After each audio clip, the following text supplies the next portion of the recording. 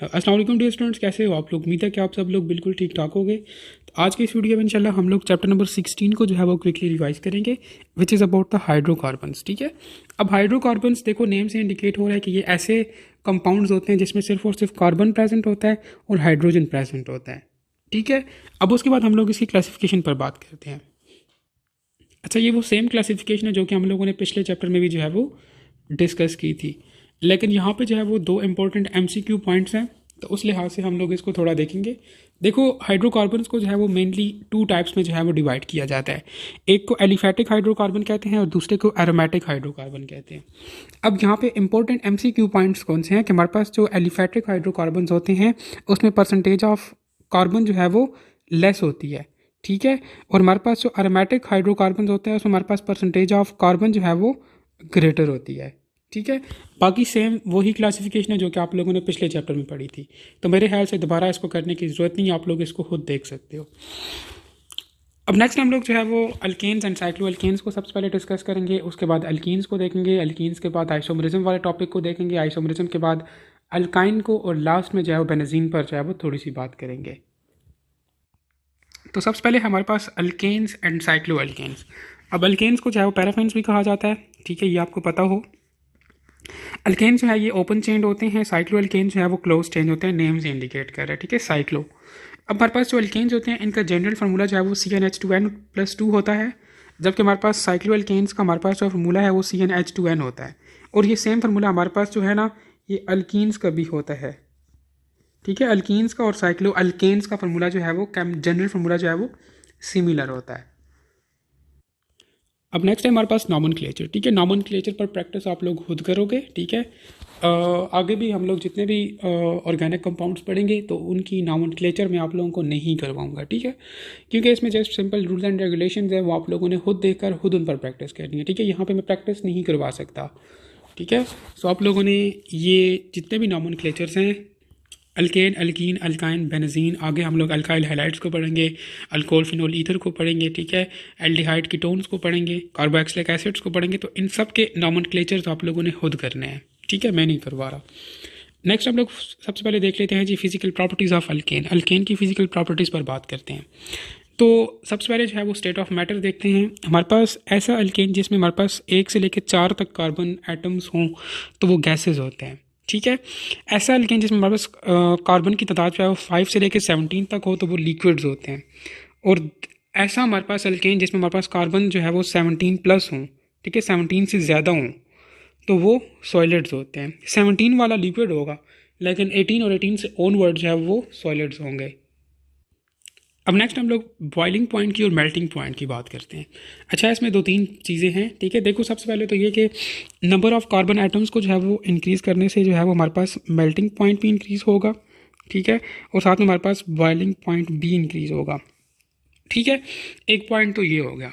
दूसरी चीज़ ये कि देखो हमारे पास अब यहाँ पे लिखा है, कहते हैं कि also increase with the straight chain. इसका क्या मतलब हुआ? इसका मतलब ये हो कि हमारे पास जो स्ट्रेट चेन होती है ना, स्ट्रेट चेन अल्केन्स जो होते हैं उनका मेल्टिंग पॉइंट भी और बॉइलिंग पॉइंट भी जो है वो ज़्यादा होता है as compare to branched chain. ठीक है, तो ये भी आप लोगों के पास एक पॉइंट हो गया। अच्छा, तीसरी चीज़ आप लोग ये पॉइंट नंबर 4 में देखो, कहते हैं कि even number of carbon atoms. अब हमारे पास जो even number of carbon atoms होते हैं ना उनका मेल्टिंग पॉइंट भी और बॉइलिंग पॉइंट भी जो है वो ग्रेटर होता है odd number of carbon atom से। ठीक है, तो ये 3 पॉइंट्स हैं मेल्टिंग और बॉइलिंग पॉइंट के लिहाज से, तो ये आप लोगों ने तीनों देखने हैं। उसके बाद हम लोग बात करते हैं सोलिबिलिटी पर। सोलिबिलिटी भी हमारे पास कहते हैं कि अल्केन्स जो हैं ये इनसोल्युबल होते हैं वाटर में, लेकिन ये नॉन पोलर सॉल्वेंट्स में सोल्युबल होते हैं। ठीक है, ये भी आपको पता हो। उसके बाद हमारे पास विस्कोसिटी और स्पेसिफिक ग्रेविटी पर बात करते हैं।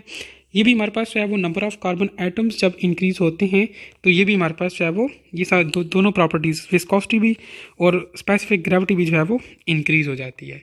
ठीक है, अभी तो ये चीज़ें आप लोगों को इजी लग रही होंगी, लेकिन ये MCQ में आती हैं ये चीज़ें। ठीक है, हो सकता है कि वो आपको जो है वो एक MCQ दे, उसमें बोले कि एक ऑप्शन में गिवन हो आप लोगों के पास अल्केन जिसमें नंबर ऑफ़ कार्बन आइटम्स एक में 3 हों, दूसरे ऑप्शन में नंबर ऑफ़ कार्बन आइटम्स 6 हों, और तीसरे ऑप्शन में नंबर ऑफ़ कार्बन आइटम्स 20 हों, 21 हों, तो आप लोगों से वो क्वेश्चन कर सकता है कि बताओ इनमें से लिक्विड कौन सा होगा। तो फिर आप लोग ये पॉइंट 1 जो है, ठीक है, स्टेट ऑफ मैटर वाला, इसको अपने ध्यान में रखोगे, ठीक है। मेल्टिंग एंड बॉइलिंग पॉइंट के लिहाज से स्पेशली ये जो मैंने आपको बताया कि इवन ऑड वाला कॉन्सेप्ट, ये इंपॉर्टेंट है, इसमें से MCQ आते हैं।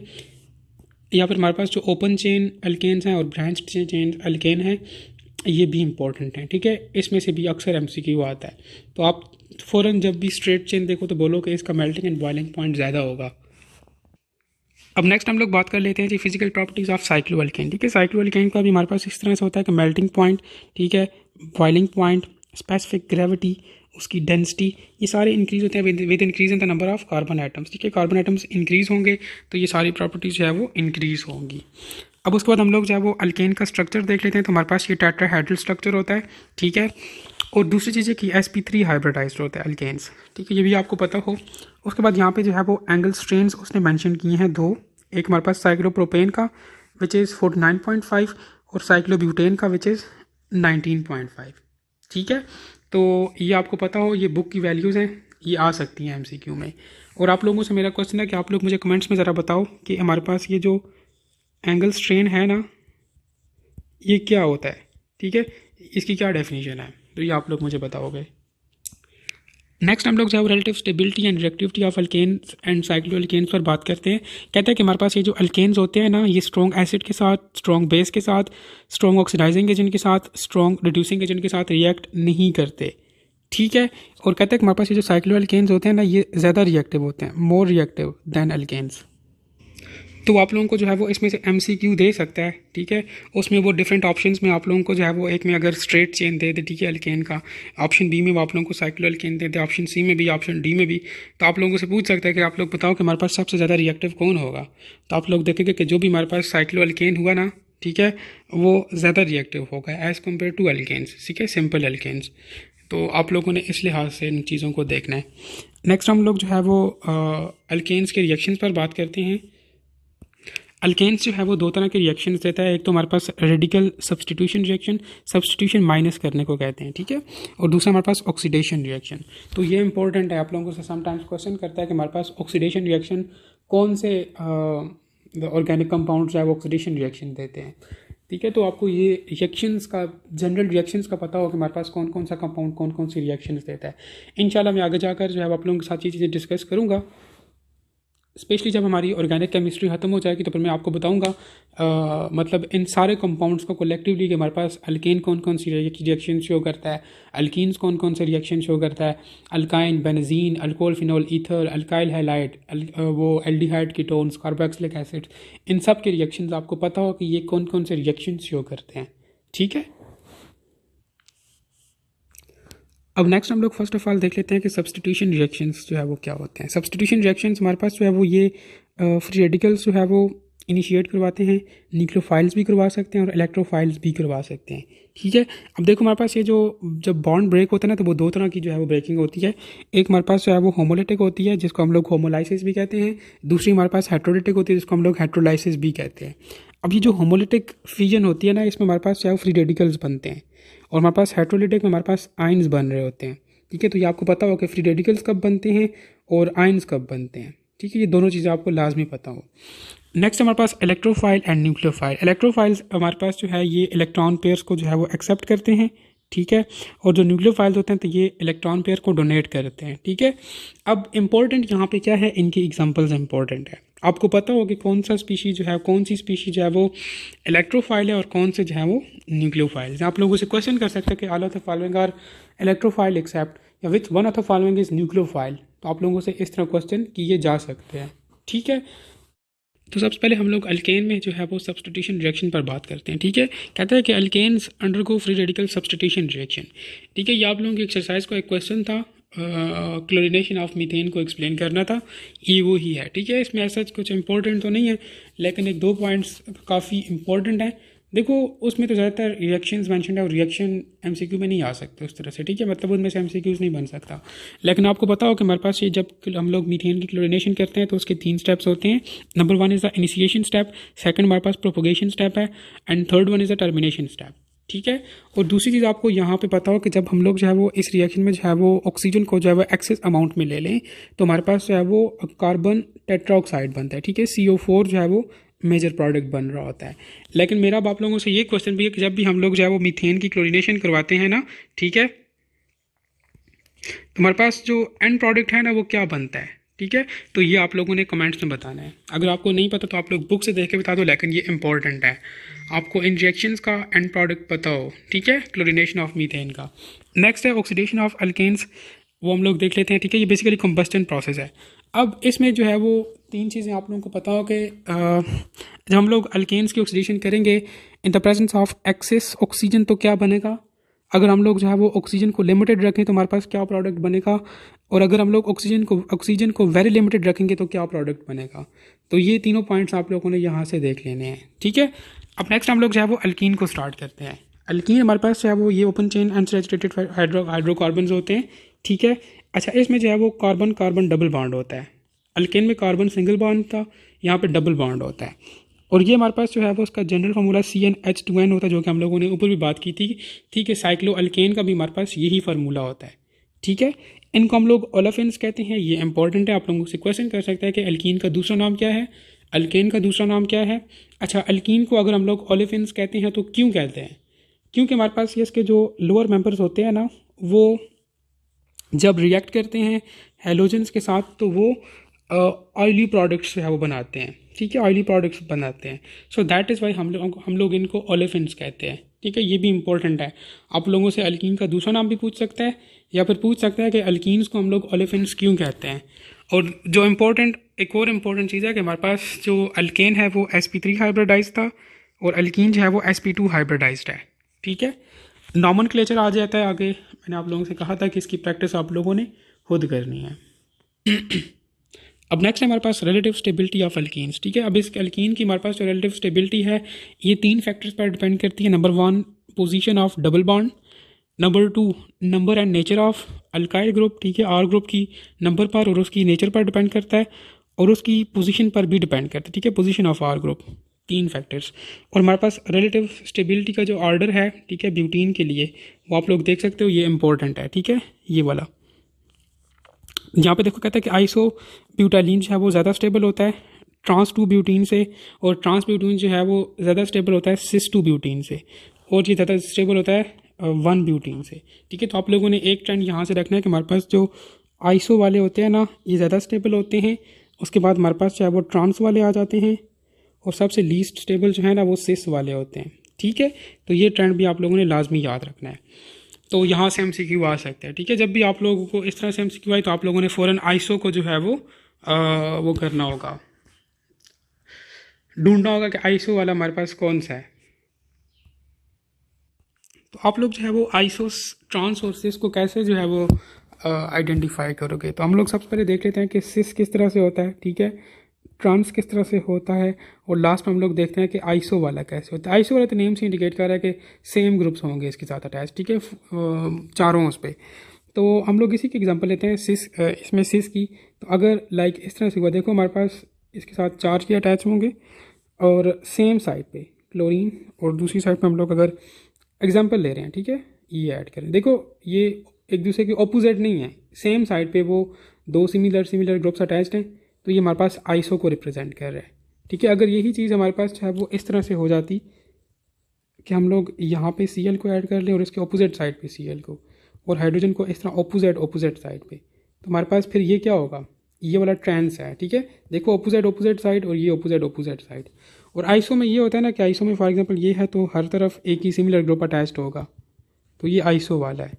तो इस इन दिस एंड दैट पे आप लोग जो है वो सिस ट्रांस और आइसो को जो है वो डिफ्रेंशिएट कर सकते हो। ये आपको पता होगा तो आप लोग इस ट्रेंड को यूज़ कर सकोगे, अदरवाइज़ ये चीज़ें नहीं पता होगी तो आप लोग इनको यूज़ नहीं कर सकते, ठीक है। तो इस पर आप लोगों ने जो है वो ख्याल करना है। नेक्स्ट कहते हैं कि this order is measured from the heat of combustion, ठीक है। ये हम लोगों ने हीट ऑफ कंबस्टन से ये जो हम लोगों ने ऊपर ऑर्डर देखे ना, ठीक है, आइसो वाला, आइसो ज़्यादा स्टेबल होता है ट्रांस से, और ये ट्रांस ज़्यादा स्टेबल होता है सिस वाले से, तो ये ऑर्डर हम लोगों ने हीट ऑफ कंबस्टन से जो है वो मेजर किया है। नेक्स्ट हम लोग इसके स्ट्रक्चर पर बात करते हैं। तो हमारे पास ये जो अल्कीन होता है ये ट्राइगोनल प्लानर होता है, sp2 हाइब्रिडाइज होता है, बॉन्ड एंगल 120 होता है इसमें, और हमारे पास carbon carbon double bond angle जो है वो 1.34 एंगस्ट्रॉन होता है, और कार्बन हाइड्रोजन जो बॉन्ड एंगल है वो बॉन्ड लेंथ है वो 1.90 एंगस्ट्रॉन होता है, ठीक है। ये इंपॉर्टेंट है, समटाइम्स ये वैल्यू आ जाती हैं। अब नेक्स्ट हम लोग देखते हैं प्रिपरेशन ऑफ अल्कीन्स। अब यहाँ पे मल्टीपल एमसीक्यूज बन सकते हैं। तो सबसे पहले आपको पता हो कि हम लोग दो मेथड से जो है वो अल्कीन को प्रिपेयर कर सकते हैं। नंबर वन है हमारे पास by the dehydration of alcohols, और दूसरा है हमारे पास by the dehydrohalogenation of alkyl halides. ठीक है। और अगर हम लोग जो है वो अल्कीन को प्रिपेयर करें bye the dehydration of alcohols, तो उसके लिए हम लोग जो है वो सल्फ्यूरिक एसिड को यूज़ करते हैं एज एन कैटलिस्ट, और हम लोग इसके लिए टेम्परेचर कितना रखते हैं 170 डिग्री। ठीक है। H2SO4 as an catalyst use होता है और 170 डिग्री जो है वो टेम्परेचर रिक्वायर्ड होता है for the preparation of alkyne bye dehydration of alcohol. ठीक है। तो पहला अब यहाँ, और दूसरा हमारे पास जो मेथड है वो डिहाइड्रोहेलोजिनेशन है। ठीक है, ऑफ द अल्काइल हैलाइड्स। इसमें जो है वो ये रिएक्शन होता है in the presence of alcohol plus heat. इन दो चीज़ों की प्रेजेंस में हम लोग इस रिएक्शन को प्रोसीड करवा सकते हैं। अच्छा, अब यहाँ से मल्टीपल एमसीक्यूज़ कैसे बन सकते हैं? पहली बात तो ये कि आप लोगों को इन दो तरीकों का पता हो कि हम लोग कौन कौन से मेथड से जो है वो इसको प्रिपेयर कर सकते हैं। ठीक है, इन दो तरीकों का पता हो, और वो आपसे पूछ सकता है कि हम लोग जो है वो जब हम लोग अल्कोहल की डिहाइड्रेशन करवाएंगे तो क्या बनेगा? अल्कीन बनेगा। दूसरा आप लोगों से वो इस तरह पूछ सकता है कि जब हम लोग जो है वो अल्काइल हैलाइड्स की डिहाइड्रोहेलोजिनेशन करवाएंगे तो क्या बनेगा? अल्कीन बनेगा। फिर आप लोगों से ये क्वेश्चन कर सकता है कि हम लोग जो है वो अल्कीन को प्रिपेयर करते हैं बाय डिहाइड्रेशन ऑफ अल्कोहल्स, तो हमारे पास जो है वो कैटलिस्ट कौन सा यूज़ होगा? तो सल्फ्यूरिक एसिड जो है वो कैटलिस्ट यूज़ होगा। फिर अगर वो आपसे कहता है कि हम लोग जो है वो अल्कीन को प्रिपेयर करते हैं bye the dehydration of alcohol, तो उसके लिए टेम्परेचर कितना रिक्वायर्ड होगा? 170 डिग्री। ठीक है। तो आप लोगों से मल्टीपल एमसीक्यूज है वो इससे प्रिपरेशन ऑफ अल्कीन से जो है वो पूछे जा सकते हैं। ठीक है। अब नेक्स्ट है हमारे पास जी रिएक्शन ऑफ अल्कीन्स। अब alkenes are more reactive than alkanes. Alkenes जो है वो ज़्यादा रिएक्टिव होते हैं अल्केन्स से। ठीक है। अब हमारे पास सबसे पहले जो अल्कीन्स होते हैं ना, ये एडिशन रिएक्शन शो करते हैं। ठीक है, एडिशन रिएक्शन शो करते हैं। और जब भी हमारे पास ये एडिशन रिएक्शन शो करते हैं ना, तो हमारे पास ये जो अनसैचुरेटेड हाइड्रोकार्बन्स हैं ना, ये सैचुरेटेड हाइड्रोकार्बन्स में कन्वर्ट हो जाते हैं। मतलब ये जो अल्कीन्स हैं ना, तो ये अल्केन्स में कन्वर्ट हो जाते हैं। अल्केन क्या है? ये सैचुरेटेड फैटी एसिड है, सॉरी हाइड्रोकार्बन है। और हमारे पास ये जो अल्कीन है, अल्कीन अनसैचुरेटेड है, और अल्केन जो है वो सैचुरेटेड फैटी एसिड है। ठीक है, ये अनसैचुरेटेड है, ये सैचुरेटेड है। जब भी हम लोग जो है वो अल्कीन्स की जो है वो इनका एडिशन रिएक्शन करते हैं तो एज अ रिज़ल्ट अल्केन्स बनते हैं। ठीक है। अब हमारे पास डिफरेंट रिएक्शंस हैं तो उनको देख लेते हैं। तो सबसे पहले हम लोग जो है वो जब अल्कीन्स की हाइड्रोजिनेशन करवाते हैं, ठीक है, तो हमारे पास चाहे वो वेजिटेबल घी बनता है एज अ रिज़ल्ट। ठीक है, ये इंपॉर्टेंट पॉइंट है। अच्छा, यहाँ पे अब हम लोग आगे जो भी चीज़ें डिस्कस करेंगे ये सारी इंपॉर्टेंट है। ठीक है, तो आप लोगों ने हर पॉइंट को जहन में रखना है। कैटलिस्ट जो है वो हम लोग निकल को यूज़ करेंगे। टेम्परेचर जो है वो 200 to 250 डिग्री जो है वो रिक्वायर्ड होगा for the hydrogenation of alkenes. ठीक है। और आप लोगों से ये भी क्वेश्चन कर सकता है कि हम लोग वेजिटेबल घी को प्रोड्यूस करने के लिए कितना टेम्परेचर रखेंगे? तो 200 to 250। या वेजिटेबल घी बनाने में कैटलिस्ट कौन सा यूज़ होता है? तो निकल को यूज़ करते हैं हम लोग। ठीक है, इस तरह से डिफरेंट वेज में एमसीक्यूज़ पूछे जा सकते हैं। नेक्स्ट है हमारे पास हाइड्रोहेलोजिनेशन। जब हम लोग एल्कीन्स में जो है वो हेलोजन एसिड्स को ऐड करते हैं ना, तो हमारे पास अल्काइल हैलाइड्स बनते हैं। ठीक है। अब इनका ऑर्डर ऑफ रिएक्टिविटी क्या है कि हमारे पास जो है आयोडीन जो है वो ज़्यादा रिएक्टिव होता है ब्रोमीन से। उसके बाद हमारे पास क्लोरीन एंड फिर आखिर में जो हाइड्रोजन ये फ्लोरीन आ जाता है। ठीक है, ये रिएक्टिविटी ऑर्डर भी आपको इसी तरह से याद होना चाहिए। ठीक है, हाइड्रोजिनेशन का कहते हैं कि अगर हम लोग रिएक्शन में जो है वो सिमेट्रिक अल्कीन को यूज़ करेंगे तो हमारे पास प्रोडक्ट सेम बनेगा। अगर जो है वो एसिमेट्रिक को यूज़ करेंगे तो हमारे पास दो डिफरेंट प्रोडक्ट्स बन सकते हैं। ठीक है, और इसके लिए हम लोग जो है मार्कोनिकोव्स रूल को जो है वो फॉलो करते हैं। ठीक है, अब मार्कोनिकोव्स रूल्स क्या होता है उसको देख लेते हैं। तो मार्कोनिकोव्स रूल ये कहता है कि हम लोग जब भी अनसिमेट्रिकल रिएजेंट्स को जो है वो ऐड करते हैं अनसिमेट्रिकल अल्कीन में, ठीक है, अनसिमेट्रिकल रिएजेंट भी अनसिमेट्रिकल हो और अल्कीन भी अनसिमेट्रिकल हो, तो हमारे पास इसका जो पॉजिटिव पार्ट होगा ना अल्कीन का, ठीक है, वो क्या करेगा कि वो अटैच होगा उस कार्बन एटम के साथ, ठीक है, जिसके पास ज़्यादा हाइड्रोजन एटम्स होंगे। ठीक है, ये मार्कोनिकोव्स रूल है। ठीक है, ये आपको पता होना चाहिए। नेक्स्ट हम लोग देखते हैं हाइड्रेशन ऑफ अल्कीन्स। तो जब भी हम लोग जो है वो अल्कीन को रिएक्ट करवाते हैं विद द सल्फ्यूरिक एसिड तो हमारे पास ये अल्काइल हैलाइड्स बनाता है। ठीक है, और सॉरी अल्काइल हैलाइड नहीं, अल्काइल हाइड्रोजन सल्फेट बनाता है, ठीक है। और जब हम लोग इसकी दोबारा से हाइड्रोलिसिस करते हैं तो हमारे पास अल्कोहल्स बनता है, और उसके लिए जो टेम्परेचर रिक्वायर्ड होता है वो 100 डिग्री रिक्वायर्ड होता है टेम्परेचर, ठीक है। तो आप लोगों से ये दोनों MCQ जो है वो पूछे जा सकते हैं टेम्परेचर का, कि हाइड्रेशन ऑफ अल्कीन के लिए कितना टेम्परेचर चाहिए होता है, तो वो 100 चाहिए होता है। और जब हम लोग अल्कीन की हाइड्रेशन करवाते हैं तो फाइनल प्रोडक्ट अल्कोहल बनता है, ठीक है, ये पता हो आपको। उसके बाद है हमारे पास हेलोजिनेशन, ठीक है। अब हेलोजिनेशन में इस तरह से होता है कि एल्कीन्स जब रिजेक्ट करते हैं ना हेलोजन्स के साथ, ठीक है, in the present of inert solvent, तो हमारे पास वो डाई हेलो अल्केन्स बनाते हैं, ठीक है, डाई हेलो अल्केन्स।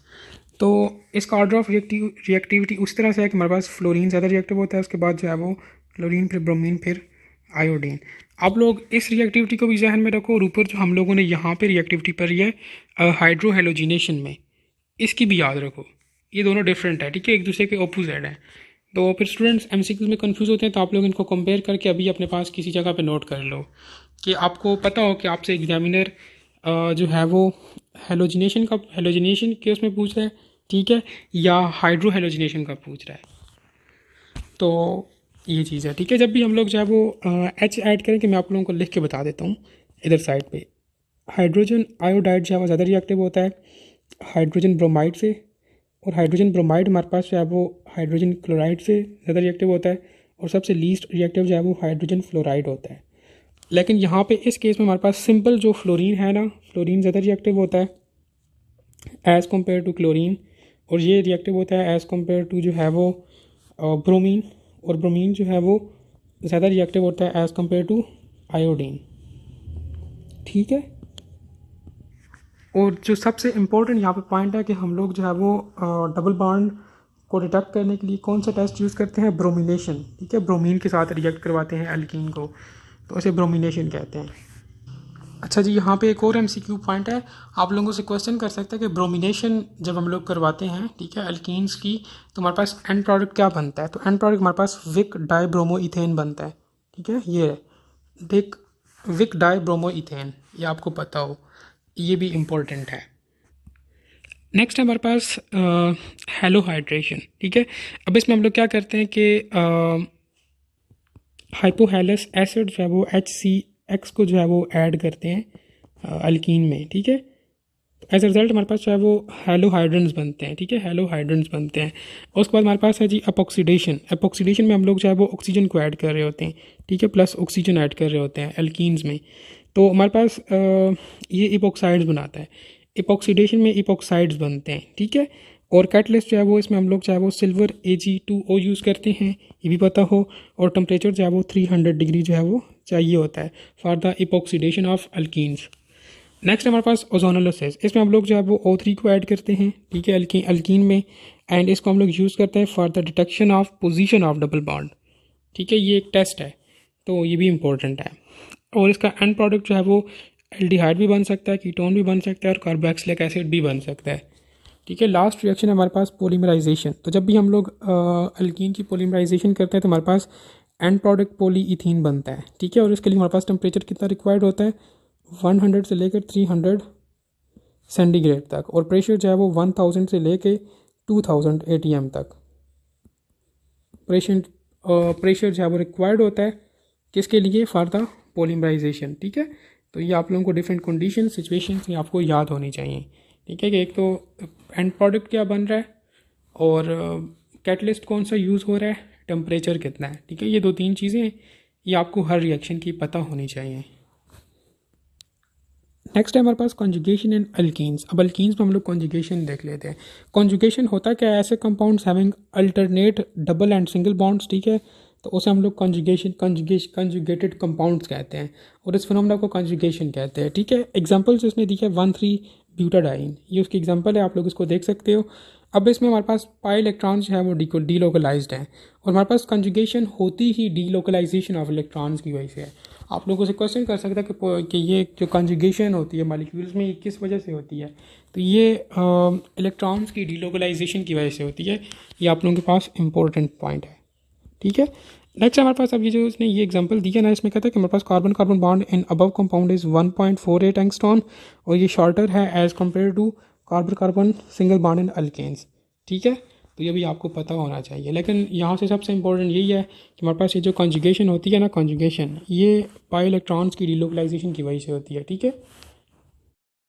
नेक्स्ट हम लोग बात कर लेते हैं जी आइसोमरिज्म पर, ठीक है। अब आइसोमरिज्म हमारे पास जो है वो, ये आइसोमर्स ऐसे कंपाउंड होते हैं जिनका केमिकल फार्मूला सेम होता है लेकिन उनका स्ट्रक्चरल फार्मूला जो है वो डिफरेंट होता है, और उनकी फिजिकल एंड केमिकल प्रॉपर्टीज़ भी जो है वो सेम होती हैं, ठीक है। तो उनको हम लोग आइसोमर्स कहते हैं, ठीक है। और इस फिनोमेना को जो है वो आइसोमरिज्म कहा जाता है। टाइप्स पर बात करते हैं तो हमारे पास मेनली इसको 2 टाइप्स में डिवाइड किया जाता है। एक को हम लोग स्ट्रक्चरल आइसोमरिज्म कहते हैं और दूसरे को जो है वो स्टीरियो आइसोमरिज्म कहते हैं। अब स्ट्रक्चरल आइसोमरिज्म में जो है वो हमारे पास जो है वो जो सीक्वेंस होती है ना एटम्स की, तो वो डिफरेंट होती है, ठीक है। और स्टीरियो आइसोमरिज्म में हमारे पास जो सीक्वेंस होती है ना एटम्स की, वो सेम होती है, लेकिन हमारे पास जो है वो उनकी अरेंजमेंट एटम्स की वो जो है वो डिफरेंट होती है। बहुत ही आसान अल्फाज में अगर मैं आपको बताऊं तो हमारे पास जो स्ट्रक्चरल आइसोमरिज्म होते हैं ना, इसमें एटम्स की सीक्वेंस डिफरेंट होती है, ठीक है। और जो स्टीरियो आइसोमरिज्म होते हैं तो इसमें हमारे पास जो है वो सीक्वेंस जो है वो सेम होती है लेकिन उनकी अरेंजमेंट डिफरेंट होती है, ठीक है। तो उसे हम लोग जो है वो स्टीरियो आइसोमर्स कहते हैं। एग्जांपल उसने दी है हमारे पास स्ट्रक्चरल आइसोमरिज्म की एन ब्यूटेन और आइसोब्यूटेन, ठीक है। दोनों है ब्यूटेन लेकिन जो है वो इनकी सीक्वेंस डिफरेंट है, तो इसलिए फिर हमारे पास ये स्ट्रक्चरल आइसोमरिज्म है। और हमारे पास सिस एंड ट्रांस का जब कॉन्सेप्ट आता है ना, तो वो स्टीरियो आइसोमरिज्म में आता है। ये हम लोगों ने पहले भी बात की है पीछे कि हमारे पास सिस ट्रांस वाला क्या कॉन्सेप्ट है। देखो सिस इस तरह से होता है, सेम साइड पे, फॉर एग्जाम्पल इधर क्लोरीन है, इधर भी क्लोरीन ही होगा, इधर हाइड्रोजन है तो इधर भी हाइड्रोजन ही होगा, ये सिस है। ट्रांस का इस तरह से होगा कि हमारे पास ये सेम चीज़ अगर हम लोग क्लोरीन को ऑपोजिट साइड पे अटैच कर लें, हाइड्रोजन को इस तरह ऑपोजिट साइड पे, तो हमारे पास ये ट्रांस हो गया, ठीक है। तो ये आप लोगों ने देखना है। तो ये हमारे पास जो है वो ये स्टीरियो आइसोमर्स हैं एक दूसरे के, क्योंकि देखो इसमें हमारे पास जो है वो सीक्वेंस ऑफ एटम्स तो सेम है लेकिन उनकी अरेंजमेंट डिफरेंट है। अब ये जो हमारे पास स्ट्रक्चरल आइसोमरिज्म है और स्टीरियो आइसोमरिज्म है, इनको फर्दर जो है वो डिफरेंट टाइप्स में जो है वो डिवाइड किए गए। तो सबसे पहले हम लोग जो है वो स्ट्रक्चरल आइसोमरिज्म की टाइप्स को जो है वो देख लेते हैं। तो सबसे पहले हमारे पास है जी चेन आइसोमर्स या स्केलेटन आइसोमर्स भी इसे कहते हैं। तो इसमें ठीक है, इसमें हमारे पास जो है वो कार्बन एटम्स की जो नेचर होती है वो डिफरेंट होती है, ठीक है, differ in the carbon chain. Example में देखो उसमें जिस तरह आइसोब्यूटेन दिया है, इस तरह हमारे पास नियोब्यूटेन भी होता है, ठीक है। और हमारे पास इस तरह जो है वो एन ब्यूटेन भी होता है। अब हमारे पास ये तीनों है तो ब्यूटेन ही, लेकिन अब इनमें कार्बन एटम की जो है वो नेचर जो है वो डिफरेंट है, ठीक है। सो दैट इज़ वाई हम लोग इनको चेन आइसोमर्स कहते हैं। अब यहाँ से जो है वो मोस्टली आप लोगों से एग्जांपल्स पूछी जाती हैं, ठीक है, कि आप लोग बताओ कि कौन सा जो है वो ये जो है मतलब आइसोमर्स की एग्जांपल्स के बारे में यहाँ से आप लोगों से मोस्टली क्वेश्चन किया जाता है, ठीक है। डेफिनेशंस नहीं पूछी जाती, तो आप लोगों का ज़्यादा फोकस आइसोमरिज्म वाले टॉपिक में उनकी एग्जांपल्स पे होना चाहिए, ठीक है। नेक्स्ट है हमारे पास ये पोजिशनल आइसोमर्स। अब ये ऐसे आइसोमर्स होते हैं having same functional group but different position of the functional group, ठीक है। मतलब इनमें फंक्शनल ग्रुप तो सेम होता है लेकिन उसकी पोजीशन डिफरेंट होती है, ठीक है, position different position. Examples mention है हमारे पास 1 प्रोपेनॉल 2 प्रोपेनॉल, ठीक है तो ये प्रोपेनॉल। अब ये 1 और 2 ये पोजीशन को बता रहा है, पोजीशंस इनकी डिफरेंट है, फंक्शनल ग्रुप जो भी है इसमें, ठीक है। ब्यूटीन 1 ब्यूटीन 2 ब्यूटीन, तो ये फंक्शनल ग्रुप पोजीशन आइसोमरिज्म की जो है वो एग्जाम्पल्स है। नेक्स्ट हमारे पास फंक्शनल ग्रुप आइसोमरिज्म। अब इसमें हमारे पास isomers having different functional group. ऊपर वाले में देखो हम लोगों ने बात की थी कि फंक्शनल ग्रुप सेम है लेकिन उनकी पोजीशन डिफरेंट है, लेकिन फंक्शनल ग्रुप आइसोमरिज्म में हमारे पास फंक्शनल ग्रुप ही डिफरेंट होता है। अगर मैं इसकी आप लोगों को एग्जांपल दूँ तो हमारे पास प्रोपानल एंड प्रोपानोन। अब हमारे पास इसमें प्रोपानोन जो है वो ये तो वो है ना कीटोन है, और जो दूसरा है प्रोपानल ये तो एल्डिहाइड है, ठीक है। अब इसमें हमारे पास फंक्शनल ग्रुप ही डिफरेंट है, तो इसलिए हमारे पास ये एक दूसरे के आपस में फंक्शनल आइसोमर्स हो गए, ठीक है, फंक्शनल ग्रुप आइसोमर्स। तो मैंने पहले भी कहा कि एग्जांपल्स पर बहुत ज़्यादा फोकस करना है आप लोगों ने। अच्छा नेक्स्ट टाइप है हमारे पास, ये एक स्पेलिंग गलत लिखी हुई है, ये मेटामरिज्म है, ठीक है। और एक इसकी 5th टाइप भी होती है जिसका हम लोग जो है वो टाटोमरिज्म कहते हैं, ठीक है। एक मेटामरिज्म होती है और दूसरी टाटोमरिज्म होती है। तो सबसे पहले हम लोग देखते हैं कि मेटामरिज्म क्या होता है, ठीक है। मेटामरिज्म ये ऐसे isomers that are different from each other due to unequal distribution of alkyl group, ठीक है, of either side of functional group. ये अल्काइल ग्रुप की जो है वो अनइक्वल डिस्ट्रीब्यूशन की वजह से होता है, ठीक है। तो इसमें हमारे पास एग्जांपल्स हैं, ईथर और अमाइन जो है वो हमेशा आइसोमर ये मेटामरिज्म शो करते हैं, ठीक है। डाईथाइल ईथर हो गया, और हमारे पास जो मिथाइल एंड प्रोपाइल ईथर है, ये आपस में जो है वो मेटामरिज्म शो करते हैं। और जो हमारे पास फिफ्थ टाइप है वो है जी टाटोमरिज्म। ठीक है, टाटोमरिज्म में हमारे पास जो है वो जो हाइड्रोजन आयन होता है ना, उसकी पोजीशन जो है वो डिफरेंट होती है। ठीक है, कंपाउंड्स में फॉर एग्जांपल हमारे पास जो है वो प्रोपानोन एंड प्रोपिनोल। ठीक है, ये हमारे पास जो है वो टाटोमरिज्म शो करते हैं। एग्जांपल आप लोग अपने पास नोट कर लें। ठीक है, तो ये है आप लोगों के पास जी स्ट्रक्चरल आइसोमरिज्म की डिफरेंट टाइप्स, उनकी एग्जांपल्स। अच्छा, यहाँ से एक और पॉइंट आप लोग अपने पास नोट करते जाएं जो कि यहाँ पे मिसिंग है। मैं फंक्शनल ग्रुप का बताता हूँ कि हमारे पास जो चेन आइसोमरिज्म होता है ना, इसमें फंक्शनल ग्रुप जो है वो सेम होता है। ठीक है, जो हमारे पास पोजिशनल आइसोमरिज्म होता है, इसमें भी फंक्शनल ग्रुप जो है वो सेम होता है। फंक्शनल ग्रुप आइसोमरिज्म में हमारे पास फंक्शनल ग्रुप जो है वो डिफरेंट होता है। ठीक है, हमारे पास जो मेटामरिज्म होता है ना, मेटामरिज्म, उसमें फंक्शनल ग्रुप जो है वो सेम ही होता है, लेकिन जो टाटोमरिज्म होता है उसमें फंक्शनल ग्रुप जो है वो ये डिफरेंट ही होता है। ठीक है, ये एक इंपॉर्टेंट एमसीक्यू पॉइंट है। सिर्फ और सिर्फ हमारे पास जो फंक्शनल ग्रुप आइसोमरिज्म और टाटोमरिज्म है ना, इनमें फंक्शनल ग्रुप डिफरेंट होता है जिन दो चीज़ों को हम लोग कंपेयर कर रहे हैं। और बाकी जो है ना चेन आइसोमरिज्म, पोजीशन आइसोमरिज्म या फिर मेटामरिज्म, इनमें फंक्शनल ग्रुप जो है वो सेम होता है। ठीक है, एक और एमसीक्यू पॉइंट वो मैं आप लोगों के साथ डिस्कस करता हूँ, वो ये कि आप लोग जो है वो नंबर ऑफ़ कार्बन एटम्स को देख के जो है वो ये डिटरमाइन कर सकते हो कि उस कंपाउंड के कितने जो है वो आइसोमर्स हैं। ठीक है, अगर नंबर ऑफ़ कार्बन एटम्स जो है वो 4 हुए तो उसके 2 आइसोमर्स होंगे। अगर नंबर ऑफ़ कार्बन एटम्स 5 हुए तो 3 आइसोमर्स होंगे। 6 कार्बन एटम्स हुए तो हमारे पास 5 आइसोमर्स होंगे। 7 कार्बन एटम्स हुए तो 9 आइसोमर्स होंगे। इस तरह से 8 हुए तो 18 होंगे। 9 कार्बन एटम्स हुए तो हमारे पास 35 आइसोमर्स होंगे। अगर 10 कार्बन एटम हुए तो हमारे पास जो है वो 75 आइसोमर्स होंगे। ठीक है, उस कंपाउंड के। तो ये इंपॉर्टेंट है, ये भी आप लोगों ने जहन में रखना है। नेक्स्ट जो है हम लोग स्टीरियो आइसोमर्स की जो है वो टाइप्स को देख लेते हैं। इसकी सिर्फ और सिर्फ 2 टाइप्स हैं। ठीक है, एक को हम लोग जो है वो ज्योमेट्रिक या सिस ट्रांस आइसोमर्स कहते हैं, और दूसरे को जो है वो ऑप्टिकल आइसोमर्स कहा जाता है। अब सिस ट्रांस आइसोमर्स हमारे पास जो है वो ऐसे आइसोमर्स होते हैं जिसका हमारे पास जो है वो स्ट्रक्चरल फार्मूला जो है वो सेम होता है। ठीक है, but differ only with the respect to the arrangement of the atoms of the group. ठीक है, सिर्फ एटम्स और ग्रुप्स की अरेंजमेंट डिफरेंट होती है, बाकी इनका स्ट्रक्चरल फार्मूला जो है वो सेम होता है। एग्जांपल्स कौन कौन सी हैं जी? Cis 2 butene and cis trans 2 butene. ठीक है, तो एग्जांपल्स पर फोकस करना है आप लोगों ने। लेकिन हमारे पास टाटोमरिज्म, मेटामरिज्म, ये जो सिस ट्रांस है और ऑप्टिकल आइसोमरिज्म है, इनकी डेफिनेशन भी इंपॉर्टेंट है, तो ये भी आप लोगों ने देखनी है। नेक्स्ट हमारे पास ऑप्टिकल आइसोमरिज्म। ऑप्टिकल आइसोमरिज्म में हमारे पास क्या होता है, ये सिर्फ और सिर्फ डिफरेंट होते हैं एक दूसरे से in the interaction towards the plane polarised light. ठीक है, अब हमारे पास जो कि रोटेट होते हैं टूवर्ड्स द लेफ्ट, तो उसे हम लोग लेवो रोटेटरी कहते हैं। और हमारे पास जो राइट साइड पे रोटेट होते हैं तो उसको हम लोग जो है वो डेक्स्ट्रो रोटेटर्स कहते हैं। ठीक है, और ये दोनों एक दूसरे के जो है वो एंटोमर्स होते हैं।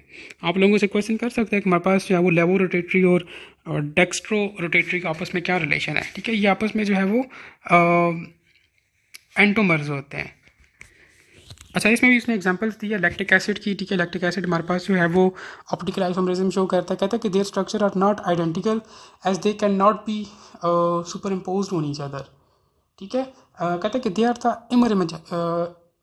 The mirror image of the each other, so non superimposable mirror image constitute to optical isomerism.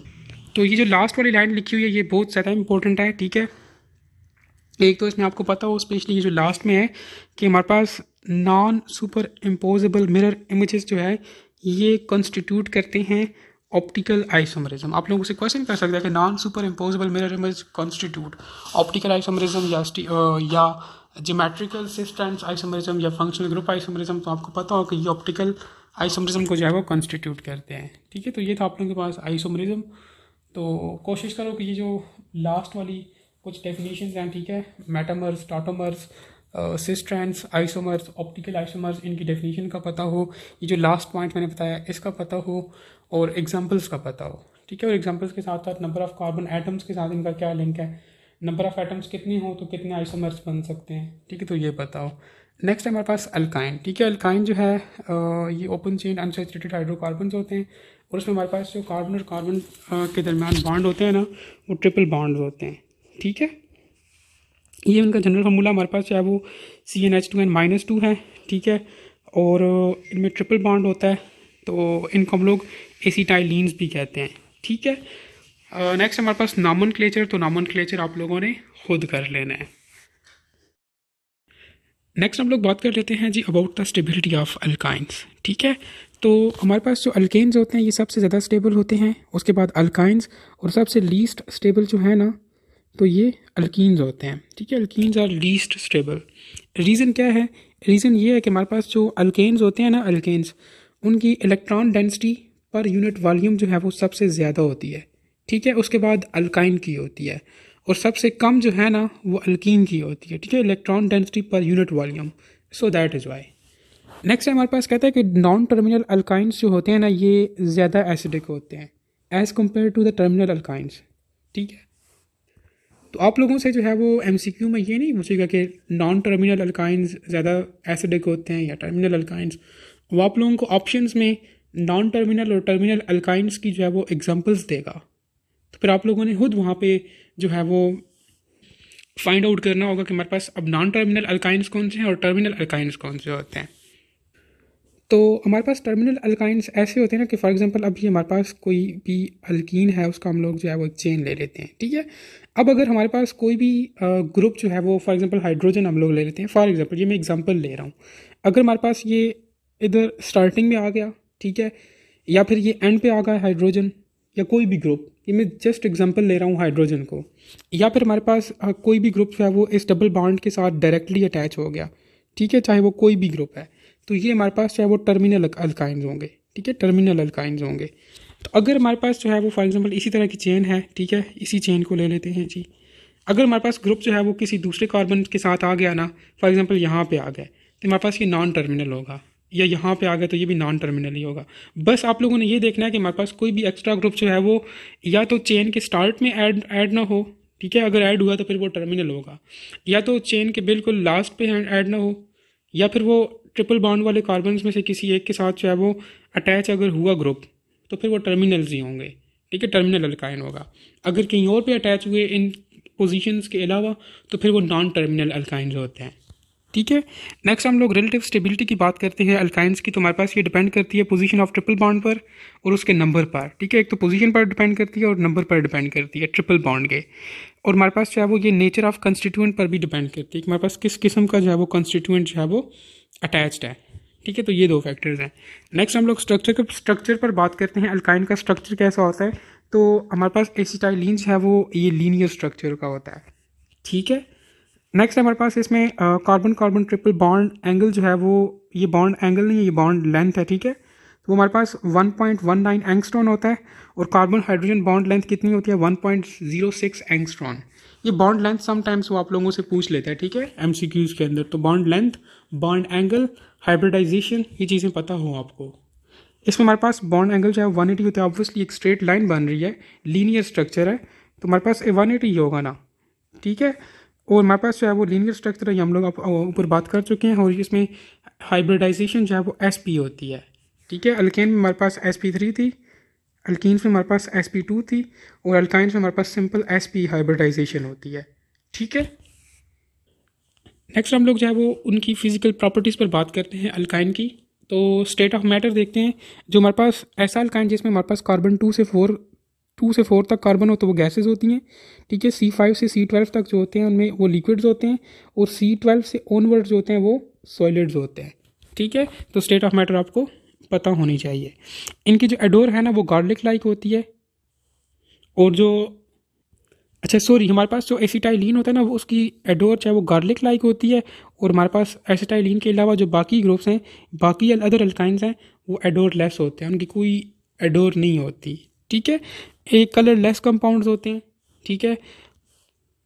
जो हमारे पास इंटरनल अल्काइंस होते हैं ना तो उनका बॉइलिंग पॉइंट जो है वो ज़्यादा होता है, ठीक है। और जो आइसोमर अल्काइन होते हैं तो उनका बॉइलिंग पॉइंट कम होता है, और हमारे पास जो बॉइलिंग पॉइंट ऑफ अल्केन है ना वो ज़्यादा होता है, ठीक है, as compare to the boiling point of alkenes. और अल्कीन का हमारे पास जो बॉइलिंग पॉइंट है वो ज़्यादा होता है अल्काइन से, ठीक है। इस तरह से ये ट्रेंड है। और हमारे पास नेक्स्ट कहता है कि melting point of the even number alkynes जो है वो ग्रेटर होता है, ठीक है, as compare to odd number alkynes. ये भी इंपॉर्टेंट है, ठीक है, यह पता हो आपको। फिजिकल प्रॉपर्टीज़ हम लोगों ने अल्कीन की पढ़ी, अल्केन की पढ़ी, अल्काइन की पढ़ी, यही चीज़ें इंपॉर्टेंट हैं, ठीक है। लेकिन इधर तो ये इजी लगती हैं, लेकिन समटाइम्स ये बंदे को एमसीक्यू में कंफ्यूज कर देती हैं, तो आप लोग इनको भी जो है वो फुल फोकस के साथ देखो। नेक्स्ट हमारे पास प्रिपरेशन ऑफ अल्काइंस। अब अल्काइंस को भी हम लोग दो तरीके से प्रिपेयर कर सकते हैं। Number 1, from the dehydrohalogenation of vicinal dihalides, और नंबर 2 हमारे पास क्या है, by the dehalogenation of tetrahalides, ठीक है। टेट्राहेलाइड्स की जो है वो डीहेलोजिनेशन करने से और वेसिनल डाइहेलाइड्स की जो है वो डीहाइड्रोहेलोजिनेशन करने से हम लोग अल्काइंस को जो है वो प्रिपेयर कर सकते हैं, ठीक है। अब जब हम लोग जो है वो डीहाइड्रोहेलोजिनेशन ऑफ वेसिनल डाइहेलाइड से जो है वो अगर हम लोग जो है वो अल्काइंस को जो है वो प्रिपेयर कर लें, तो उसके लिए हमारे पास कुछ कंडीशन है। एक तो ये कि टेम्परेचर जो है वो 200 डिग्री सेंटीग्रेड होना चाहिए, ठीक है, ये मैंशनड है। और दूसरा हमारे पास जो है वो कैटलिस्ट कौन सा यूज़ होगा, NH3, ठीक है, in the presence of NH3। तो यहाँ से डिफरेंट तरीके से आपसे क्वेश्चन कर सकता है। पहला तो ये कि आप लोग बताओ कि अगर हम लोग जो है वेसिनल डाई हेलाइड्स की जो है वो डीहाइड्रोहेलोजिनेशन करते हैं तो क्या बनेगा, अल्केन बनेगा, अल्काइन बनेगा, बेंजीन बनेगी, या हमारे पास जो है वो एल्डिहाइड बनेगा, क्या बनेगा, तो वो अल्काइन बनता है, ठीक है। और डीहेलोजिनेशन ऑफ टेट्राहेलाइड से भी हमारे पास अल्काइंस ही बनता है। नेक्स्ट हमारे पास एसिडिटी ऑफ अल्काइंस। तो हमारे पास जो है वो अल्काइन जो है वो एसिडिक इन नेचर होते हैं sp हाइब्रिडाइजेशन की वजह से, ठीक है। फिर एसिडिटी में भी हम लोगों ने जो है वो फर्दर पढ़ा था कि हमारे पास जो नॉन टर्मिनल अल्काइंस होते हैं वो ज़्यादा एसिडिक होते हैं as compare to terminal alkynes. और हमारे पास जो मेटल एसिटाइलाइड्स है ना, तो ये एक्सप्लोजिव होता है, ठीक है। अब नेक्स्ट हम लोग जो है वो अल्काइंस के कुछ रिएक्शंस देख लेते हैं, ठीक है। इसमें काफ़ी ज़्यादा इंपॉर्टेंट MCQs पॉइंट्स हैं। अल्काइंस जो है हमेशा हमारे पास जो है वो इलेक्ट्रोफिलिक्स एडिशन रिएक्शन शो करता है। ये इंपॉर्टेंट MCQ पॉइंट आप लोगों से पूछ सकता है कि अल्काइन किस किस्म की रिएक्शन शो करता है। उसके बाद अब हम लोग देखते हैं इसके कुछ रिएक्शंस। सबसे पहले हमारे पास हाइड्रोजिनेशन, ठीक है। जब हम लोग अल्काइंस की हाइड्रोजिनेशन करते हैं, हाइड्रोजन को ऐड करते हैं, तो हमारे पास वो अल्केन बनाता है, ठीक है। इसमें हमारे पास पार्शियल रिडक्शन होती है और इसमें हम लोग जो है वो लिंडलॉर कैटलिस्ट को जो है वो यूज़ करते हैं, ठीक है। लिंडलॉर कैटलिस्ट क्या है, PD प्लस BaSO4 प्लस क्यूओलिन। तो आप लोगों को ये भी पता होगा कि हमारे पास लिंडलॉर कैटलिस्ट बेसिकली होता क्या है और हम लोग जो है वो इसे कौन से रिएक्शन में यूज़ करते हैं। लिंडलॉर कैटलिस्ट को हम लोग जो है वो हाइड्रोजिनेशन ऑफ अल्काइन में जो है वो यूज़ करते हैं। वो आपसे ऐसे नहीं पूछेगा कि लिंडलॉर को हम लोग कहाँ पे यूज़ करते हैं, आप लोगों से क्वेश्चन करेगा कि हाइड्रोजिनेशन ऑफ अल्काइन में हम लोग कौन सा कैटलिस्ट यूज़ करते हैं, तो आप लोग फिर बोलोगे कि लिंडलॉर कैटलिस्ट यूज़ करते हैं, ठीक है। अगर अब उसके बाद हम लोग जो है वो मेटल्स के साथ इनकी रिडक्शन कराते हैं। जब हम लोग इनकी रिडक्शन मेटल्स के साथ करवाते हैं तो ये हमारे पास ट्रांस अल्कीन्स देते हैं, ट्रांस अल्कीन्स, ठीक है। उसके बाद फिर हम लोग जब इनकी हाइड्रोहेलोजिनेशन करवाते हैं तो हमारे पास जो है वो हाइड्रोहेलोजिनेशन में जो है वो 2 मोल्स रिक्वायर्ड होते हैं, ठीक है, इसके। और सेकंड स्टेप में हमारे पास जो है वो मर्कॉनिकोव रूल को फॉलो करता है और ये हमारे पास एट द एंड हैलाइड्स देते हैं, ठीक है। ऑब्वियसली हम लोग हाइड्रोहेलोजिनेशन कर रहे हैं तो हैलाइड्स ही बनेंगे।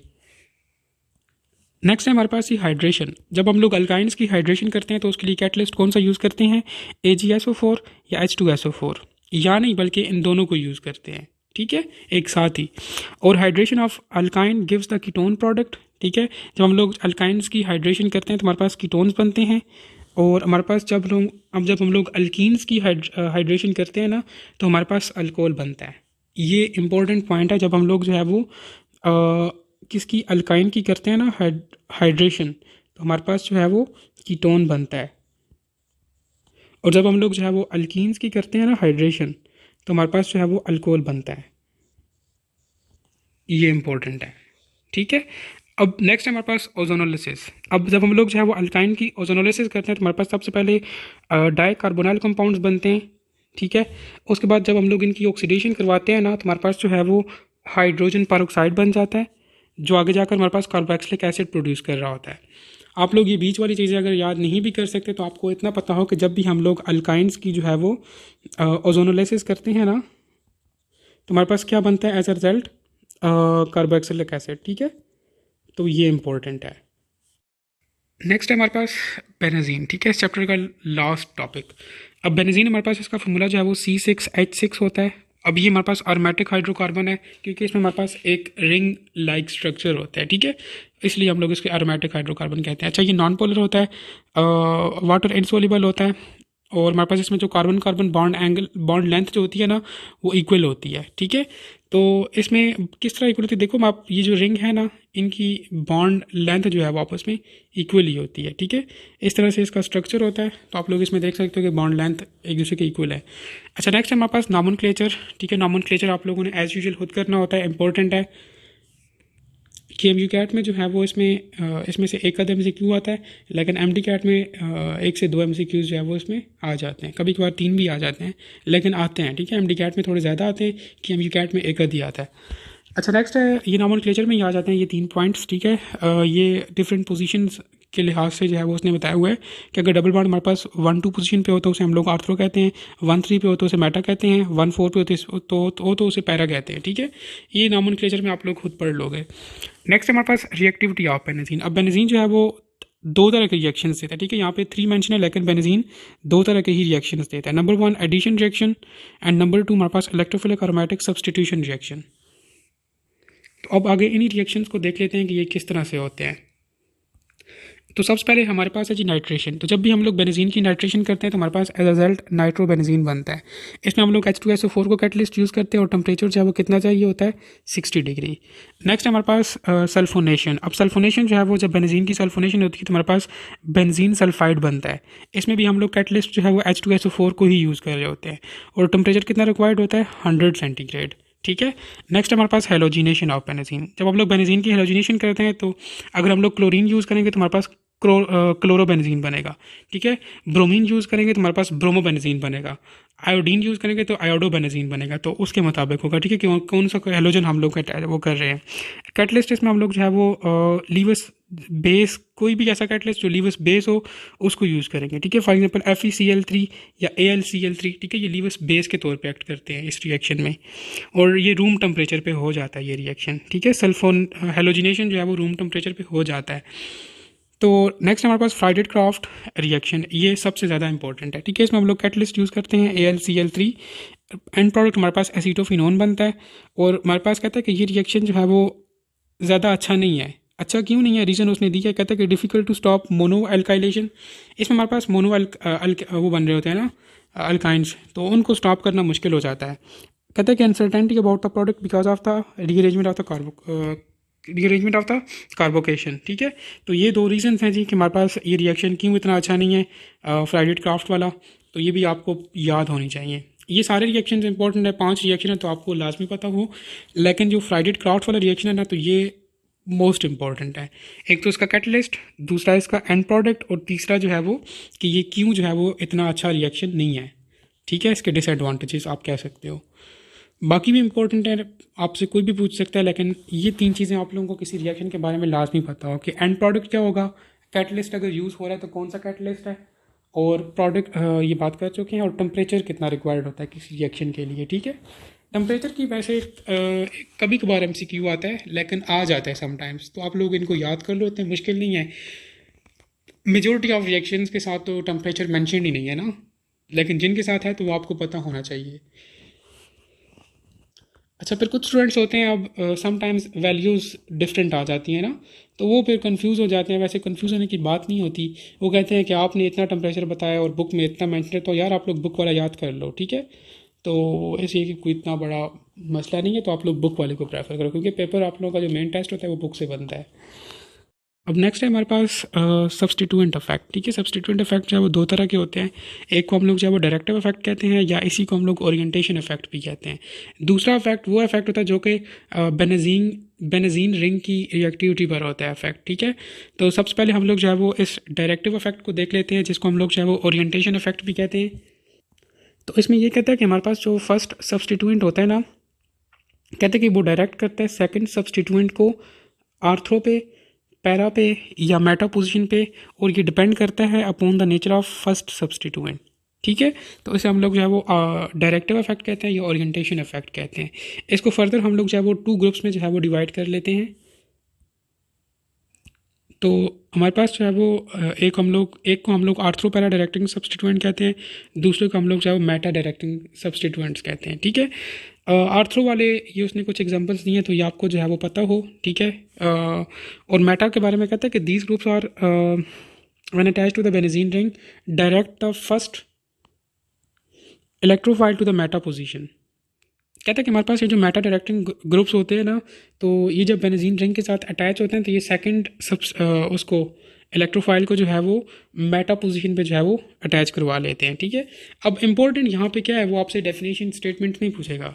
अक्सर पेपर में क्वेश्चन आता है कि all of the following are meta directing substituents except which one of the following is ortho para directing substituent. तो आप लोगों ने इन एग्जाम्पल्स को याद करना है, ठीक है। ये एग्जाम्पल्स इंपॉर्टेंट हैं। हेलोजन को स्पेशली देखो, हेलोजन हमारे पास चाहे वो आर्थ्रो पैरा डायरेक्टिंग सब्सटीट्यूएंट होता है, ठीक है। और बाकी जो एग्जाम्पल्स ये भी आपको लाजमी याद हो। तो अब इसकी रीज़न क्या है, क्योंकि हमारे पास जो मेटा पोजीशन होती है ना, तो उसमें हमारे पास जो इलेक्ट्रॉन डेंसिटी होती है वो ज़्यादा होती है आर्थ्रो और पैरा से, ठीक है। और हमारे पास जो एलिनियम आयन होता है ना, जिसके साथ हमारे पास सेकंड सब्सटीट्यूएंट जो है वो मेटा पोजीशन पर हो तो वो ज़्यादा स्टेबल होता है, ठीक है। अगर सब्सटीट्यूएंट एलिनियम आयन में जब सब्सटीट्यूएंट जो है वो मेटा पोजीशन पर होगा तो वो ज़्यादा स्टेबल होगा, ठीक है, as compare to ortho para directing substituents. तो ये दो रीजंस हैं मेटा के लिए, तो इसको आप लोगों ने देखना है।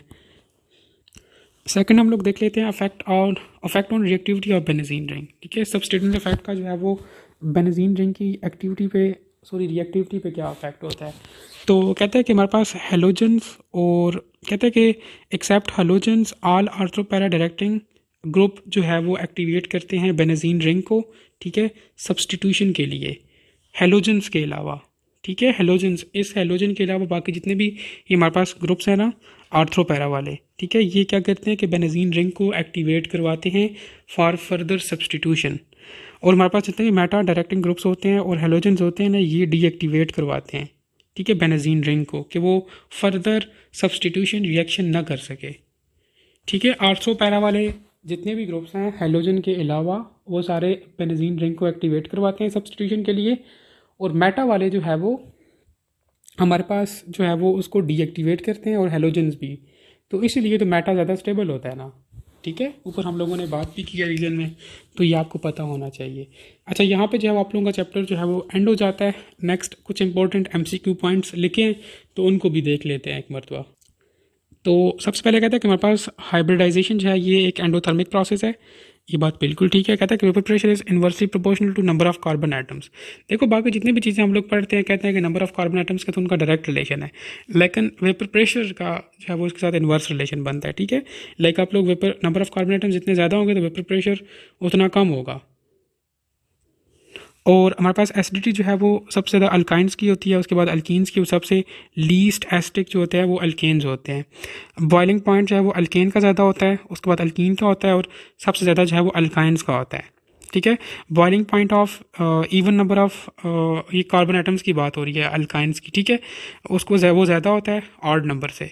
ये हो गया, ठीक है। कहते हैं कि alkyl group is electron donating group, that's why they increase the electron density of the pi bond, hints become more stable and सब effect is called inductive effect. Inductive effect का आपको पता हो कि वो क्या होता है, वो यही होता है, कहता है कि हमारे पास जो अल्काइल ग्रुप होता है वो इलेक्ट्रॉन डोनेटिंग ग्रुप होता है, ठीक है। वो क्या करता है कि इलेक्ट्रॉन की डेंसिटी को इंक्रीज कर देता है, ठीक है,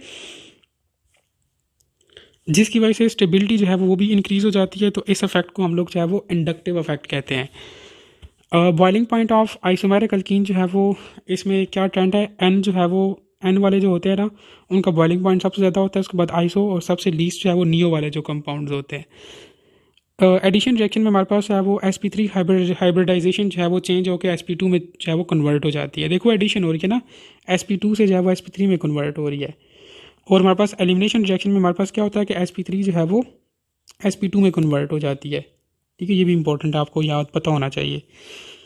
order of reactivity of halogen acids और order of reactivity of halogen, ये मैंने आप लोगों को ऊपर वीडियो में जो है वो खुद दोबारा से लिख के भी बताया था, तो ये आपको पता होना चाहिए। ये वही पॉइंट्स हैं, उनको दोबारा से समराइज़ करके लिखा है, ठीक है। जो हमारे पास अल्काइलेटेड अल्कीन्स होते हैं ना वो ज़्यादा स्टेबल होते हैं नॉन अल्काइलेटेड अल्कीन से, और हमारे पास जो इंटरनल अल्कीन्स होते हैं ना ये भी ज़्यादा स्टेबल होते हैं टर्मिनल अल्कीन से। और हमारे पास स्टेबिलिटी जो है वो उसका डायरेक्ट रिलेशन होता है with the number of CH3 groups. CH3 groups जितने ज़्यादा होते जाएंगे ना तो स्टेबिलिटी भी जो है वो उतनी इंक्रीज़ होती जाएगी, ठीक है। तो ये आपको पता हो इस रिलेशन का। आप लोगों को ऑप्शंस दे सकते हैं डिफरेंट, उसमें डिफरेंट कंपाउंड के साथ डिफरेंट CH ग्रुप्स उसने अटैच किए होंगे, तो आप लोग फिर उसमें देखना ना कि जिसके साथ CH3 ग्रुप्स ज़्यादा है तो आप लोग उस ऑप्शन को चूज़ करके बोलना कि इसकी स्टेबिलिटी ज़्यादा है, ठीक है। नेक्स्ट है स्टेबिलिटी ऑफ, कहता है कि मोर अल्काइटेड अल्कीन्स, ऐसे अल्कीन जिनके साथ अल्काइल ग्रुप ज़्यादा हों तो उसकी स्टेबिलिटी ज़्यादा होती है, ठीक है, एज कम्पेयर टू लेस अल्काइटेड alkenes and non alkylated alkenes, ठीक है। ऐसे अल्कीन जिसके साथ अल्काइल ग्रुप हो ही ना तो वो तो सबसे लीस्ट स्टेबल होंगे, ठीक है। अब नेक्स्ट आप लोगों के लिए एक चीज़ है कि आप लोग मुझे बताओ कि ये सेट जिफ रूल क्या होता है, सेट जिफ रूल क्या होता है, कमेंट्स में बताओ। ग्लूकोज और फ्रुक्टोज है वो ये फंक्शनल ग्रुप आइसोमर्स हैं। अल्केन में sp3 हाइब्रिडाइजेशन होती है, अल्कीन में sp2 होती है और अल्काइन में sp हाइब्रिडाइजेशन होती है। नेक्स्ट है हमारे पास मैक्सिमम ओवरलैपिंग जो है वो अल्काइंस में होती है, ठीक है। और हमारे पास जो अमोनिकल सिल्वर नाइट्रेट होता है ना वो हमेशा वन अल्काइन के साथ रिएक्ट करता है, ये आपसे क्वेश्चन कर सकता है, ठीक है। और हमारे पास एक्चुअल इलेक्ट्रोफाइल जो है वो